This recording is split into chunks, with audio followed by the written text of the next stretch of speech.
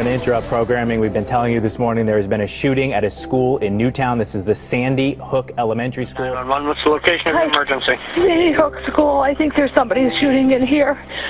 Sandy Hook School. Okay, what makes you think that? Because somebody's got a gun. I saw a glimpse of somebody. They're running down the hallway. Okay. They're still running. They're still shooting. Sandy Hook School, please. That multiple kids, 20 kids in fact, were killed in this terrible shooting, as well as 6 adults plus the shooter. Unclear whether the shooter took his own life or was shot himself, as well as another adult killed at another crime scene here in Newtown.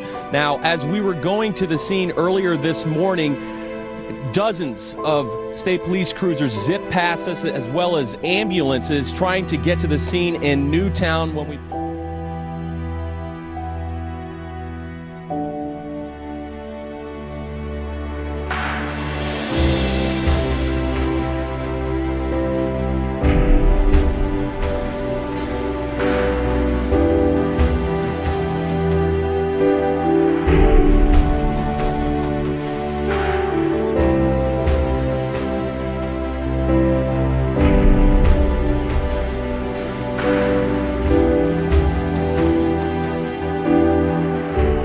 children.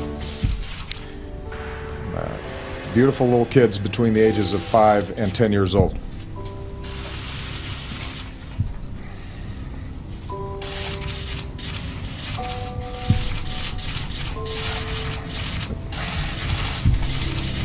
They had their entire lives ahead of them. Birthdays, graduations, weddings, kids of their own.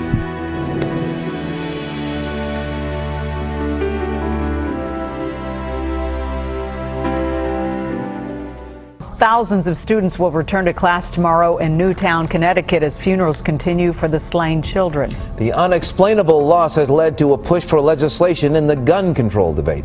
Horrifyingly amazing how contradicting gun control advocates are. When you pick up the phone and call the police because someone's breaking into your house, they don't show up with hot cocoa and blankets. They bring guns. In order to protect the president, the Secret Service doesn't use whistles. They carry guns, which is why they wear such horribly cut suits. When we go to war against other countries, our military doesn't bring along pamphlets on conflict resolution. They bring guns. We use guns to protect everything that's important to us. So what does that say about us as a country when a teacher who fears for the safety of his students is turned into a criminal because he brought a gun with him to protect them? That doesn't seem kind of backwards to you?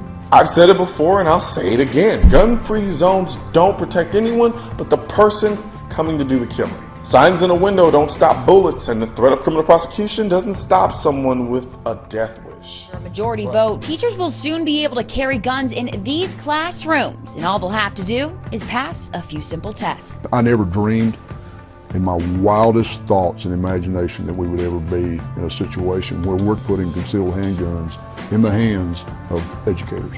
But that's where we are. Levelland Superintendent Kelly Baggett says after the Connecticut tragedy, his school district began rethinking their security. Connecticut, they did everything they could within their power to take control of that situation.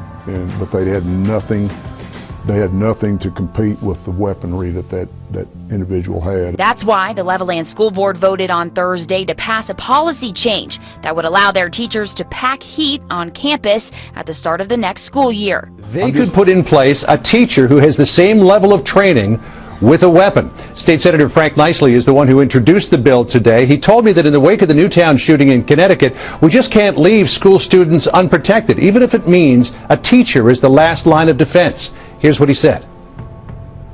They pass the psychological evaluation, pass the criminal background check, and are willing to commit to take the proper level of training, they'll be just as safe as a resource officer or a deputy or a retired highway patrolman. At the end of the day, student safety is what every teacher, school administrator, and other faculty member strives for within school. They have all seen the reality of violence in school through the Sandy Hook, Columbine, Virginia Tech, Florida State, and other school shootings that have occurred in the last dozen or so years. Lawmakers are beginning to catch on as well, and in turn are attempting to do what they can to ensure student safety.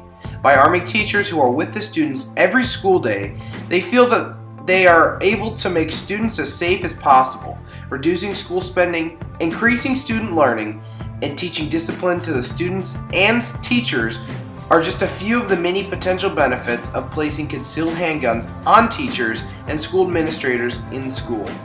Although this is not the only step that should be taken to ensure student safety in school, this is just a mere stepping stone and something that can be amended in whatever way is best for the students. As long as the students are safe, that we are doing something right and something more than just sitting back while student lives are potentially being put at risk daily.